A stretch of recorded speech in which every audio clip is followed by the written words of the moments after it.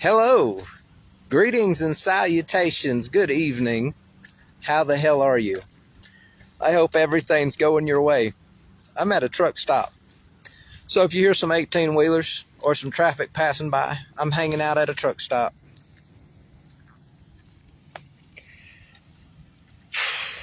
Guys, I want to share some of my experience about twin flames up to this point. And I want to try and teach you something. Seems like I'm still going through the lesson myself, but I'm going to teach you what I know.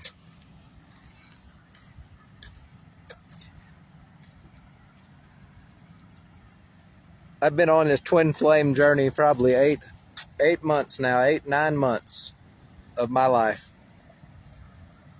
If you're watching this, I know you're probably thinking, I've been here 10 years, I've been here 20 years, I've been here 30 years. Well, great. Good for you.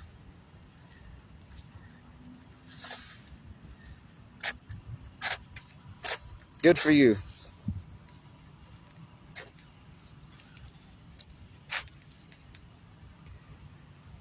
Guys, I want to tell you something. And this is coming from me and my approach to twin flames. I was on board with the idea that you shouldn't try and form. No. Let me restart that.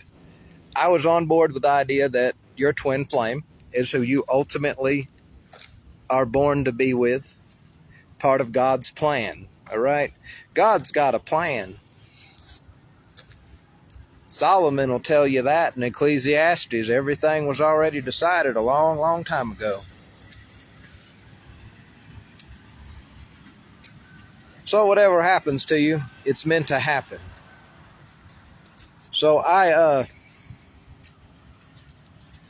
been on this twin flame, and I was in the group that believed that romance, relationship, all of that stuff. Let me tell you something. I want to encourage you first and foremost to do whatever it is you want to do. All right? But I'm going to tell you some stuff. That's the most important part, though, of what I'm going to say.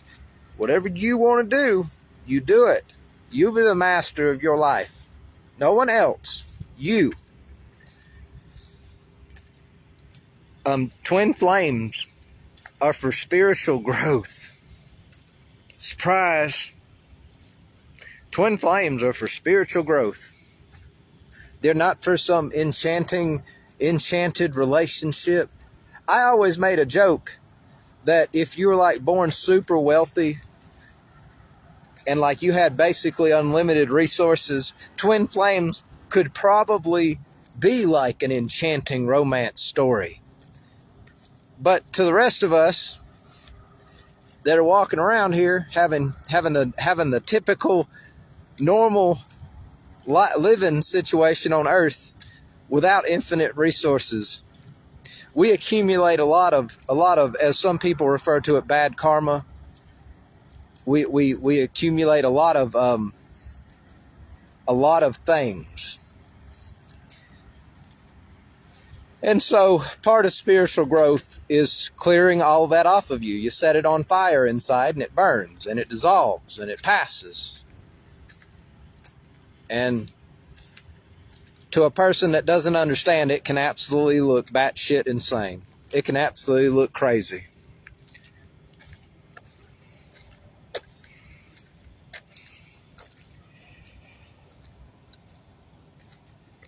And I always joke that the rest of us, twin flames, was not the magical romance enchanting time on earth. Instead,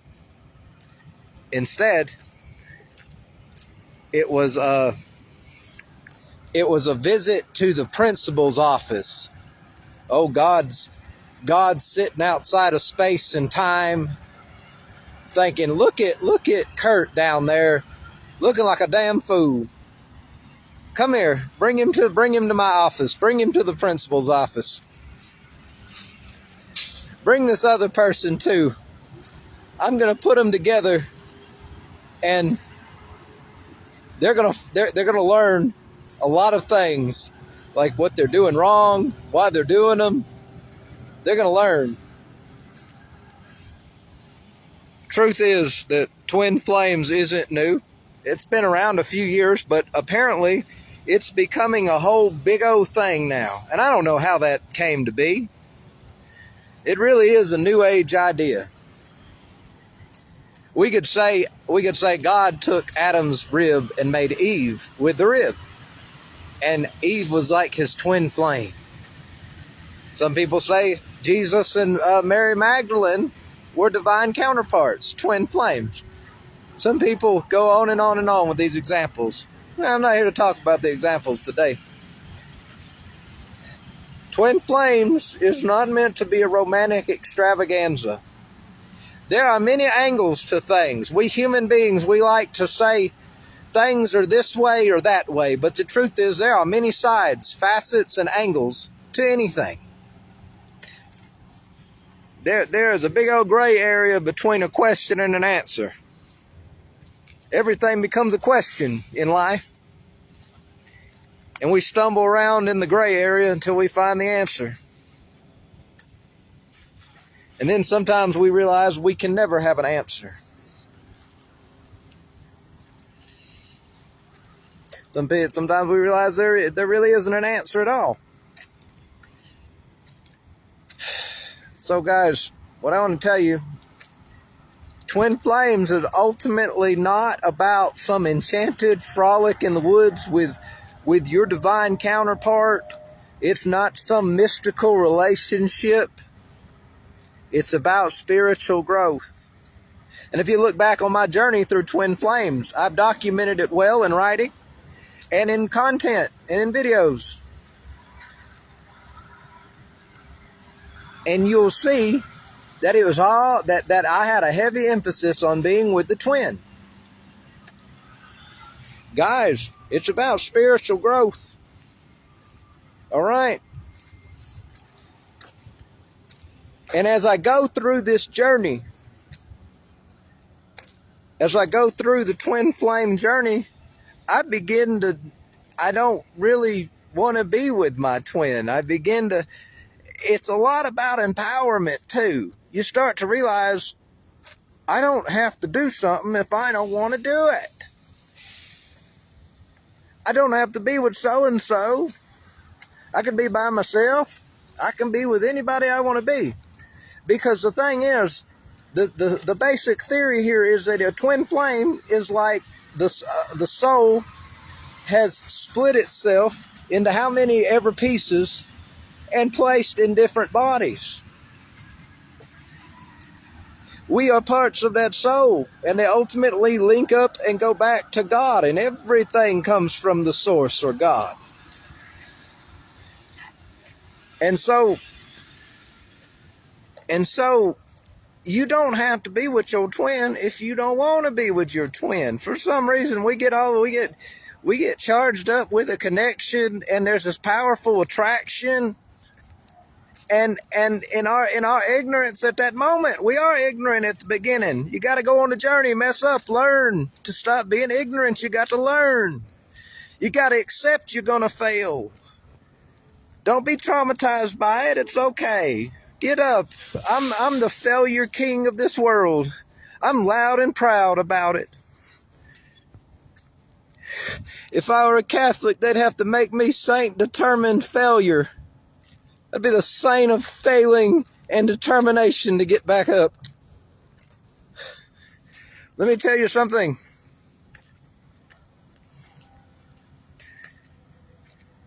In our ignorance, our human emotions, and all these things that we're going to learn how to control and master and understand in great ways on this journey, they grab us.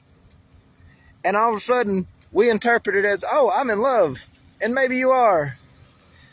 Let me tell you something. You go on this journey long enough, you stop really caring. That I fell in love falls away. That limerence, that lust, that excitement, it fades away. One of the problems my twin got with me is that I can't express affection or romantic things with her and then not do that every second of my existence around her.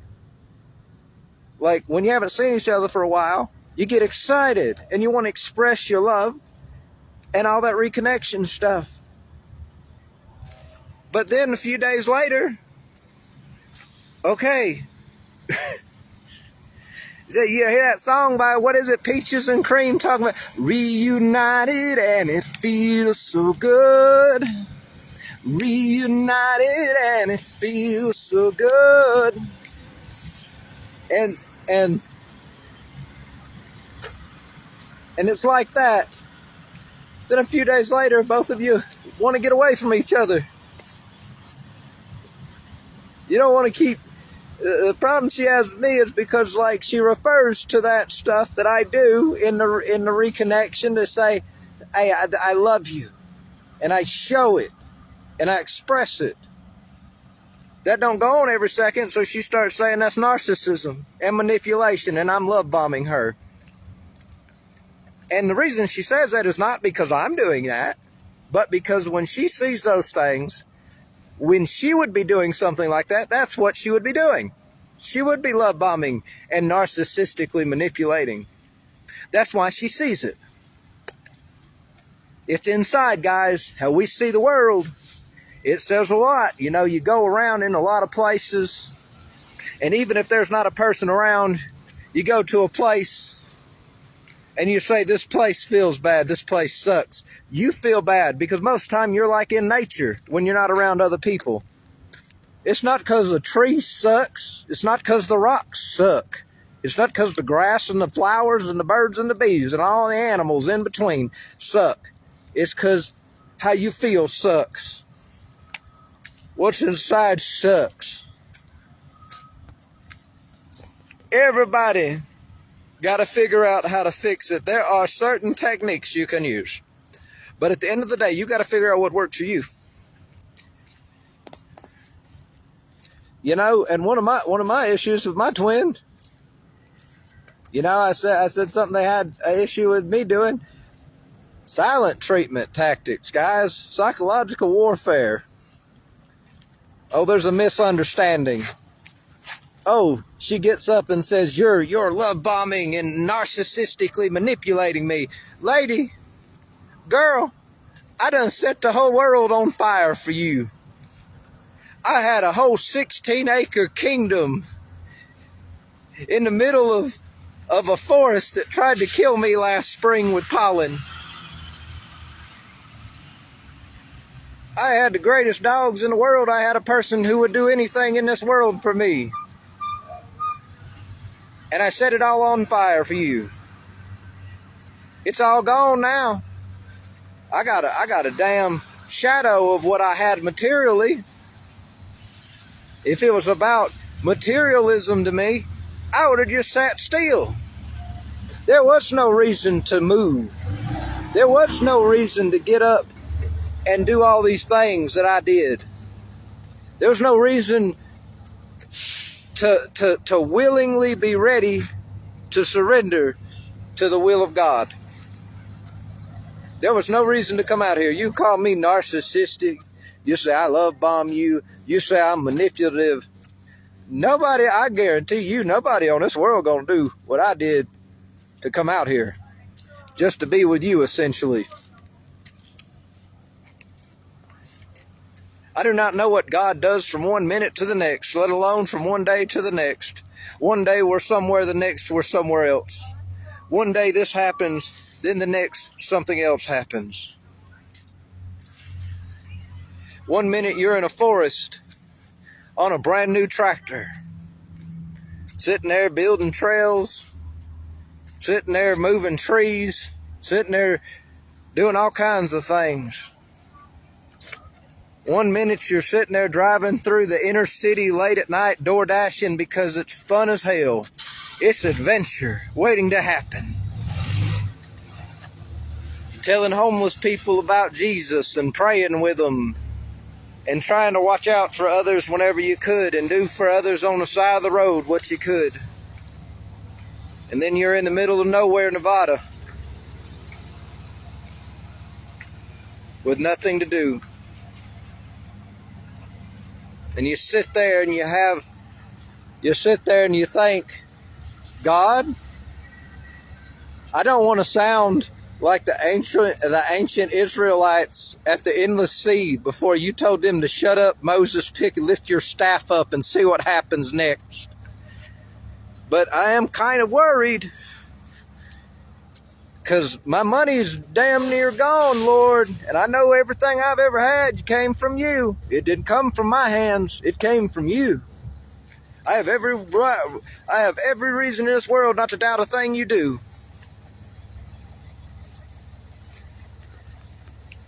And nothing I could tell you, I couldn't sit here and tell you, God, that this body, it has physical needs that can only be met in this world by money, apparently.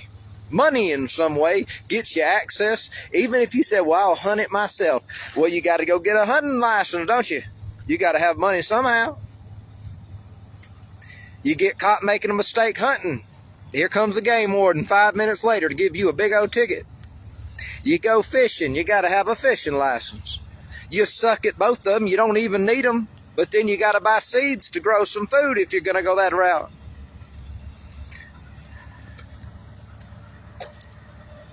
You got to have a car to go get a job. Then you get a job, and then you can't be free to follow God, follow the Lord. So what do? Sit there and go, Lord, there's nothing I can't tell you about how anything works under the sun, especially a human body. And you of all people know that it needs water, food, and shelter and clothes. There's nothing I can't tell you. You made it all. You created it all. You created me. You created my neighbor. You know we need food and water. And you know how much I feel about the faithless Protestants. Oh, they'll tell you, well, you're supposed to go get a job. God's not going to do all that stuff. You have to go do it yourself. You know how I feel about that idea. That can kiss my ass. I know what Jesus said. I done read it enough now to know what he said. He said, how much, look at the birds and the bees, the trees, the animals, the plants, and everything in between, how much God does for them, how much more your Father will do for you. Don't pack no bag. Don't make no plan. Just go.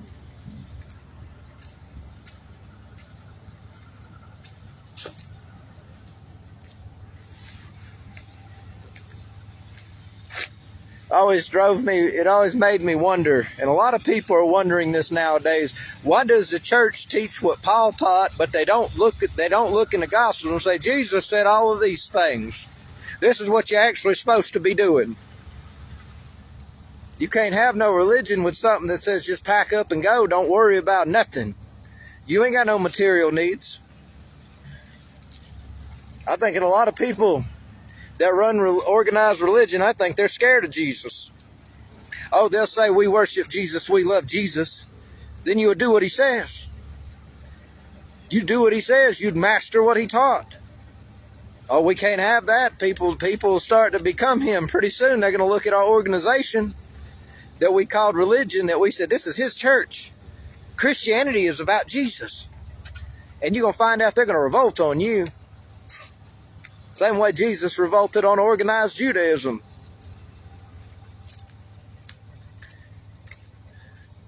So people can't understand, well, how would that happen? Why would that happen? We're worshiping him. It's not about worshiping him. He said it best. He said this, that these people worship me superficially. These people worship God superficially. They worship God out of their mouth all day long, they will, but their hearts are far from God. Their hearts are far, far, far from God. They would rather start businesses. They would rather run businesses. They would rather be weekend warriors. They don't want to do it full time. They want to split their time a little bit to God, 10% of my time and life to God and my efforts. And the rest of it I need to do for me. Well, that right there ain't going to do it. That right there is just overly ignoring Jesus. Is that we worship so-and-so. Well, then do what he says. You know what the highest form of worship is? It's when you embody. It's when you become a manifestation in the flesh of that which you worship, and you walk the earth as it. That's the highest form of worship you could ever do.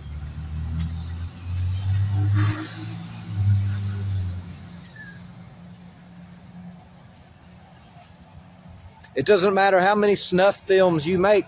I swear, if they focused on everything Jesus taught and showed, as much as they focus on watching him die, I think they like watching him die personally. I think it's some weird snuff film-like ritual they perform. I think that people, that's their favorite part, because the guy who said that organized religion is doing what it's doing today, he's finally dead. Now we can say we worship you, but we like Paul because Paul told us we could have money. Paul told us that we could have resources, that we could love this world and that we could love God at the same time. When Jesus, you know damn well Jesus done told you you can't do both.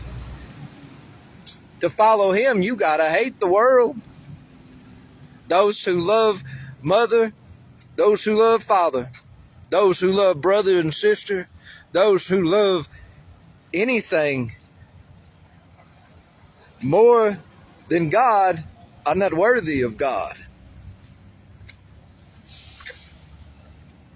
Those who love all those things are not worthy of him. That's his words. I always get a kick out of shows like The Chosen. I enjoy it. I find it entertaining. But at the same time,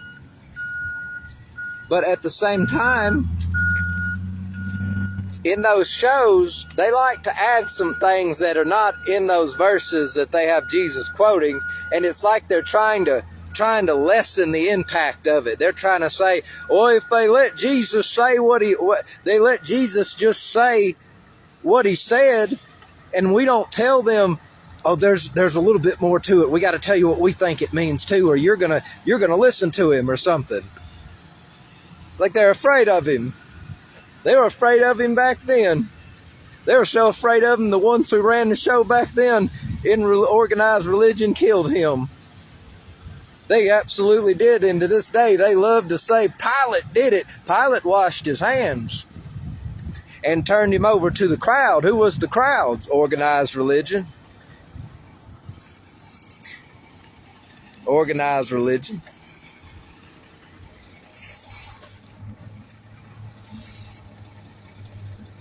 Organized religion killed Jesus.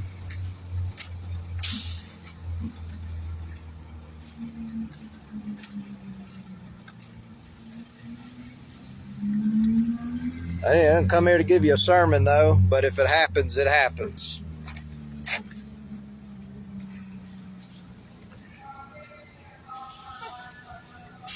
You know, I came here to tell you a little bit about twin flames. Don't make your twin your romantic partner. Listen to me. You got a soul. You got an oversoul.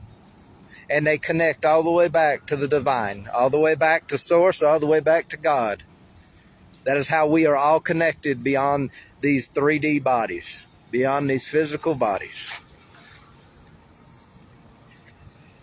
Don't make your twin your romantic partner. If you want to do it, I want to encourage you to do it. There's a reason you want to do it. But I'm telling you something. Because we're all split from the same soul in the twins, when you got two twins, they're split from the same oversoul. There could be more than one twin out there. But because everyone is split from the same oversoul, that's a twin to someone else, your soul is basically incarnated. Because we're attracted, that's the energetic component that wants to unionize back into the same soul. Because the soul you came from in twin flames is ultimately split. is ultimately split, the original objective must have been, well, I can experience all of these things. You're great distances apart. You're always going to feel each other. You're going to feel strange sensations before you're even aware of any of these things, and you're just going to, okay, this is part of the spiritual journey. No one would be any the wiser if the internet had not made it so easy to connect, because your twin is just like you. They've got similar interests. That means you'll probably run into them on interest groups on the internet or something. Part of me says maybe twins weren't supposed to meet. The soul ultimately wanted different experiences. So it stands to reason that you shouldn't make your twin a romantic partner. You should just live your own life. You should live your own life. You should live your own life. You should live it. I'm going to tell you something. If you're like me, you absolutely hate and detest the idea that you have to get some kind of regular NPC person job. God already knows that. He already knows if that's the best thing for you at any given point. He's already seen it.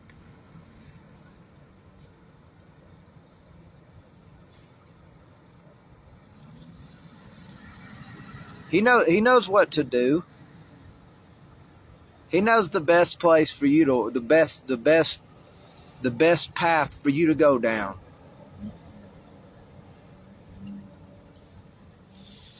He knows you're going to succeed or you're going to fail. He knows. But if you're a twin, after all of that said, a great lesson I'm going to teach you right now. Go live your own life. This is about spiritual growth. If you have the romantic interaction, go have it. If something inside of you it becomes your whole mission in life. I've got to go be with this person. Just go do it. Go do it, because you feel that way for a reason. Go find why. Go find why. Go out there and find why.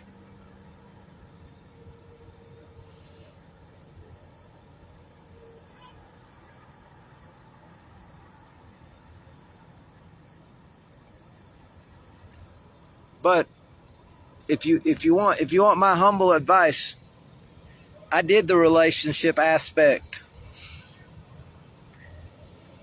I learned a lot by coming out here. I'm not going to say that it was a complete waste. I'm not going to do that. But I'm going to say I learned that when I'm alone and I could actually think about what would I really like to do on this earth, I would be a nomad. Be honest with you, I'm trying to find a minivan I can fit an air mattress into and go DoorDash across America. Be honest with you, stealth camp. Put some war paint on my face, pack my tools up, put an air mattress in that thing, and go. You know, travel across America. Go sit in some bars. Not that I'm a drinker, but I would love to sit there and pretend and do. I saw this thing used to be popular in sitcoms. Used to be like you would go somebody would sit in a bar, right? And they would lie about what they did for a living. I just think that would be funny to LARP as something, right? Oh, I'm a private investigator. They call me Magnum. I would love to just go LARP as those kinds of things.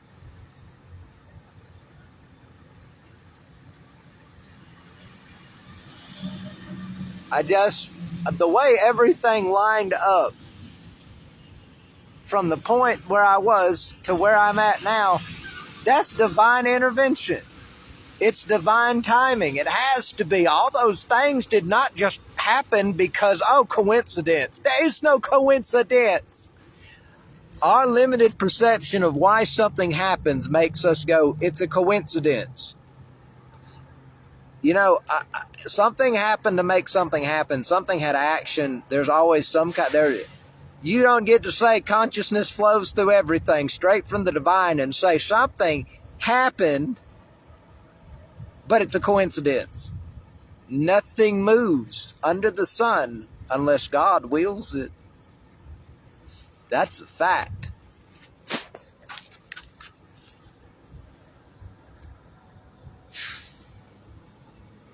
That is a fact.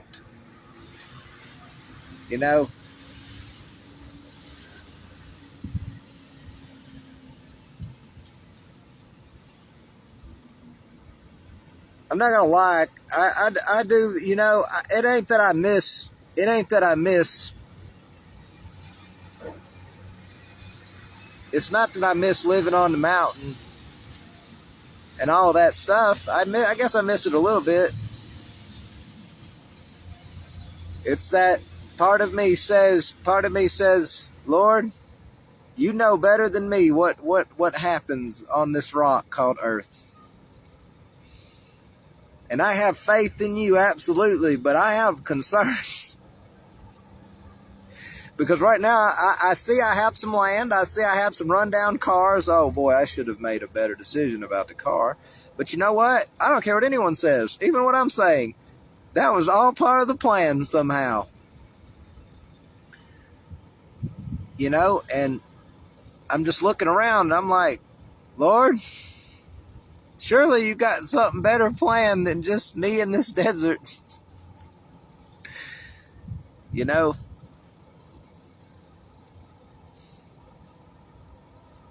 lot of people would say, you're supposed to use your head. You're supposed to know better. Those people God will never use those kinds of people because they will not move. Because they're, as Jesus said, this generation needs the signs. I enjoy signs. I don't require them to move. I don't require them to do something. I need hints. I don't want to mess up. It's an intention thing.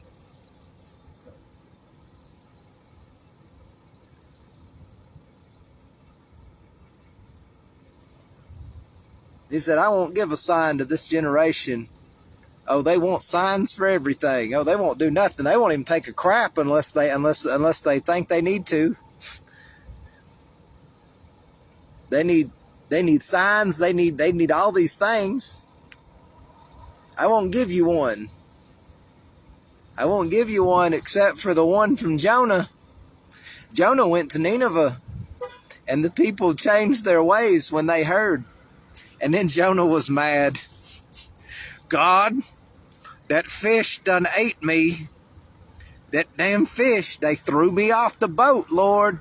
And the damn fish ate me. And the fish said, this guy doing all this belly aching about this, he's making my belly ache. I'm going to throw him up right over there on that beach.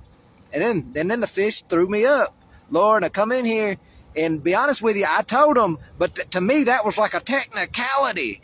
Because I really wanted to see some people get destroyed. I wanted to see lightning fly down. I wanted to see fire and brimstone hit the stupid king in the head. I wanted to see a goat fly across the room and knock grandma out. I wanted to see the toilets reverse flush and shit go all over the houses. You sent me to Nineveh, Lord. I got thrown off a boat. I got thrown up out of a fish. And nobody's going to get it. And God said, they did get it, Jonah. It's a reason to celebrate. Why are you the only one crying here?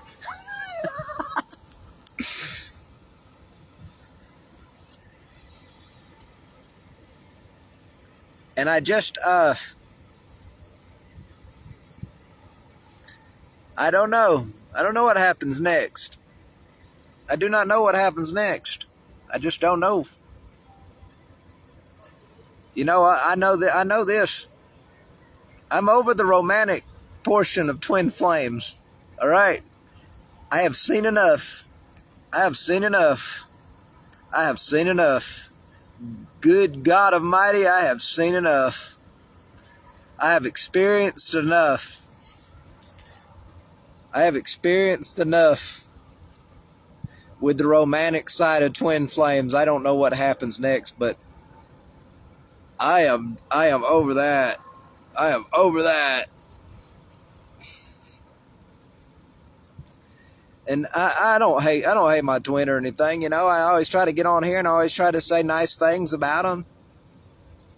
I always try to let people know, even though I'm having a bad time, even though they may have hurt me or anything or something, you know. I always try to be reasonable about it. I always say, you know, people are imperfect.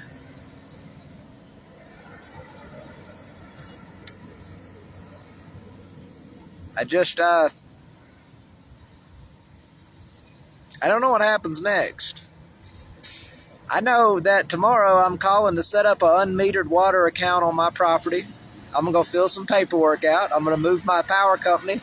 I'm going to put some belts on that car, and I'm going to put a valve cover on it. I'm going to go get my mailbox changed around to the new address.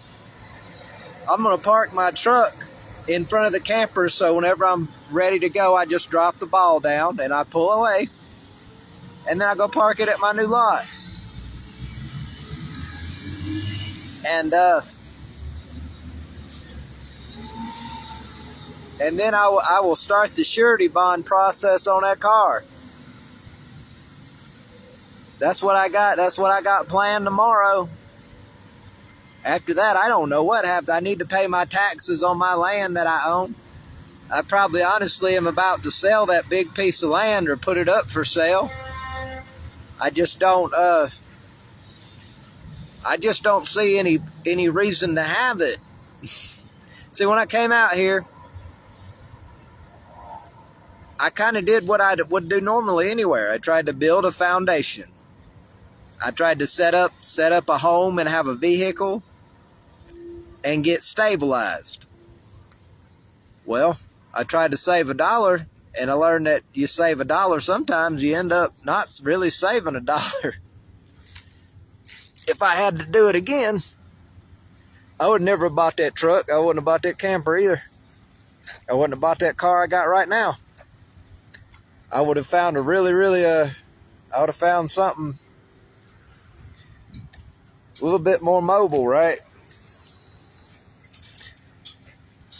You know, hindsight's 20/20. What I said, I don't know what happens one day from the next.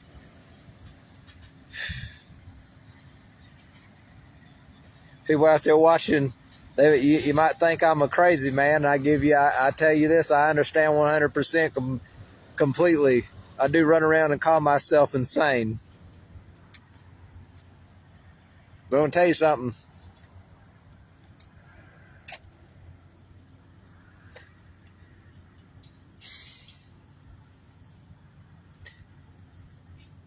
Nobody knows what happens one day from the next. In a lot of ways, I got complete freedom. I don't really have a lot of attachments to stuff. I'm not opposed to like getting a blanket and sleeping in that car. I'm not opposed to those things. Some people might say that's crazy. I mean, I'm nomadic. I'm nomadic by nature. I don't care about owning things. I've owned many things. I'm over it. I'm over ownership. That does not mean that I want to rent things until I die. What that means is that I don't need things to be content. Sometimes I'm bored with life, to be honest with you. Sometimes I'm just outright bored. I'm saying, God, I'm 36 years old, my friend. As far as I know, I'm fit as a fiddle and I'm healthy as an ox. I got some kinks in my bones and some discs that are slipped. But overall, Lord, I'm pretty healthy in what's required to live on earth and sustain life. But the problem is I'm bored, Lord. I'm bored, Lord. I got all this time. Got all this time to kill. So why don't you do something with it? I've done it. That's why I'm bored. I built things. I constructed things. I worked on cars. I fixed many cars and trucks. I've seen many places. I haven't seen everything under the sun, that's right. But I've seen enough to say I've seen it. Not that I'm particularly tired, because I'm not.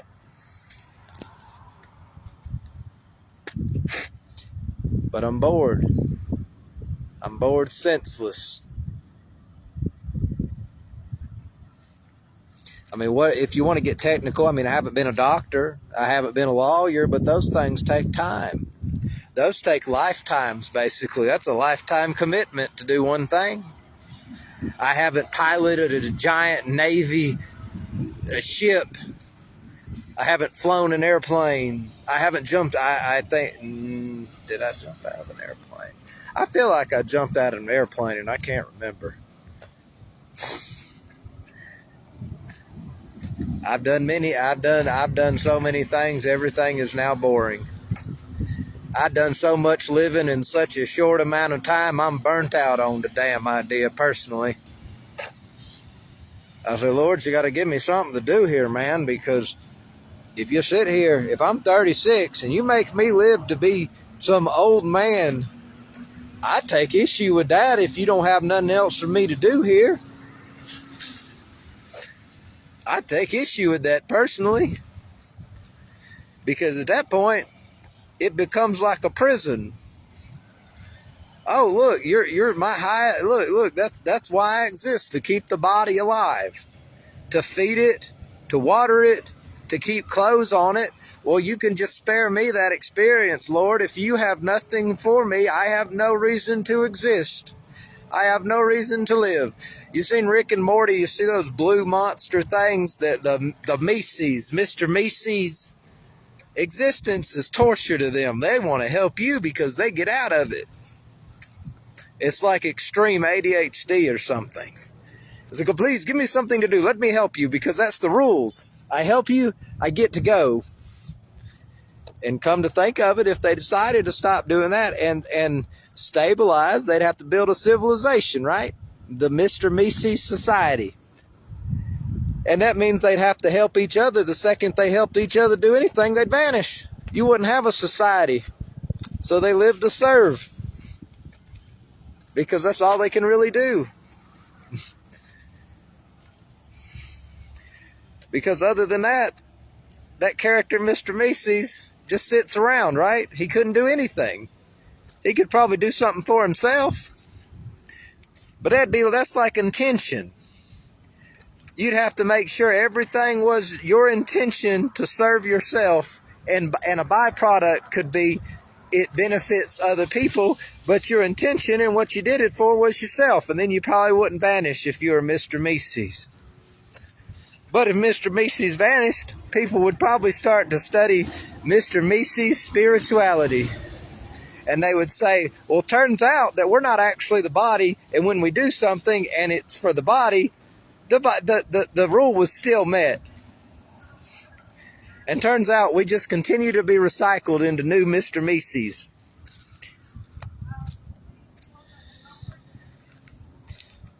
But guys, I about lifed it up. I done lived. I done enough stuff, I'm good. I don't want to go get some career or some job. How pointless is that? I don't want to do any of those things. I make a shitty employee. I'd make a shitty boss. I'm not interested in in the NPC world of shapes and forms and the collection of such.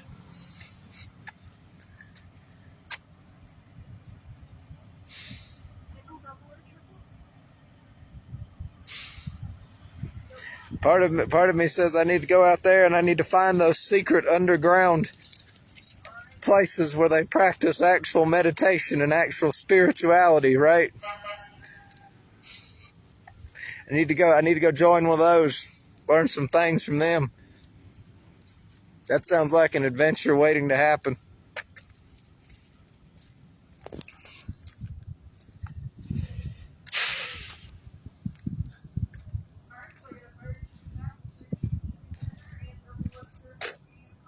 We got a long way from a lesson about twin flames tonight.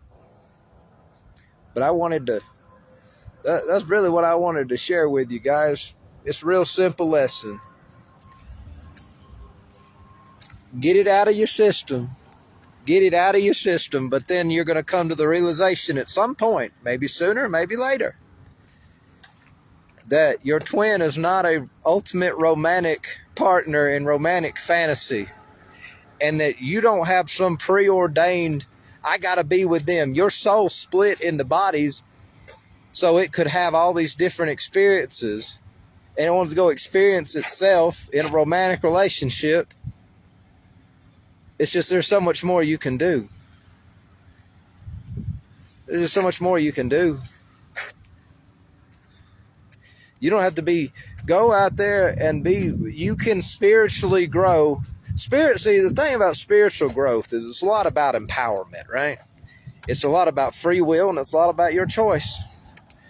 You can grow spiritually as hardcore as you want. It's all up to you.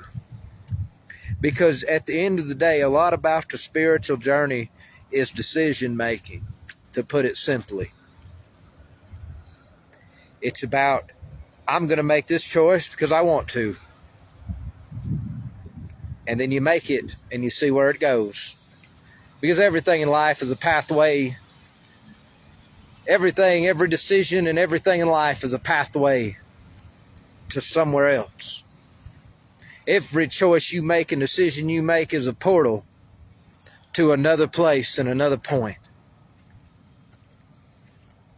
There is no right or wrong answer. There is only experiencing what is. So I made a really bad decision. Okay, pain is inevitable. Suffering is where you get a choice. I can say I spent 50 grand in such a very fast way that it's gone. And when I look at what I got for it, what I made decisions on, I just don't feel like I made great decisions. But what can you really realistically do with $50,000 in today's world? Things cost so much, don't they? Back when I bought my first property, well, maybe my second property, but my first big old chunk of land that I bought was 8 acres in a place called Glencoe, Alabama. Yeah, it was Glencoe. And it was up a mountain, and I was unhappy with it because it wasn't flat, and I lacked a lot of knowledge I have now. I probably might have enjoyed it more now if I knew then what I know now. But back then, you could get 8 acres on a really beautiful mountain.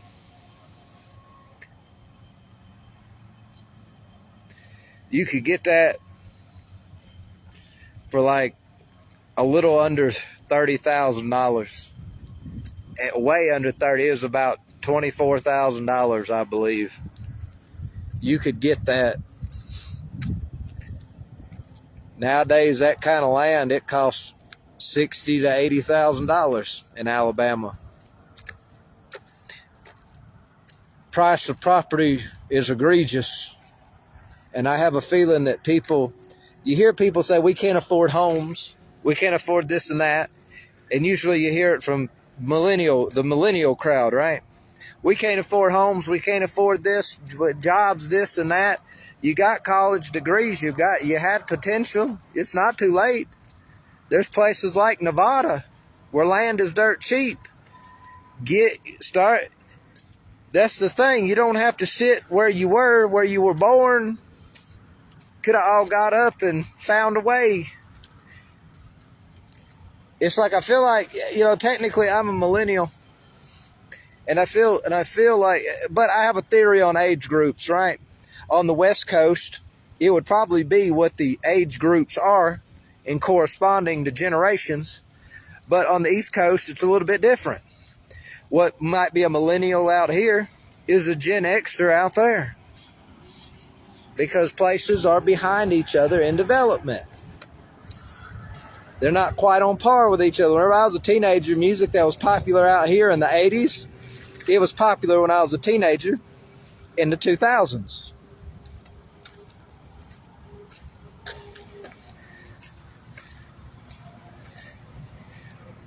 So,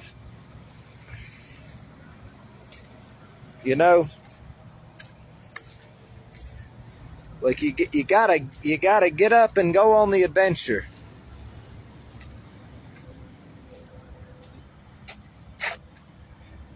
Wish I had more to say, but that's all I really got to say. I'm about to call tonight and go home. I just don't make your twin flame a romantic partner, and if you do, you'll find out soon enough. Yeah. All right, guys. I'll see you around.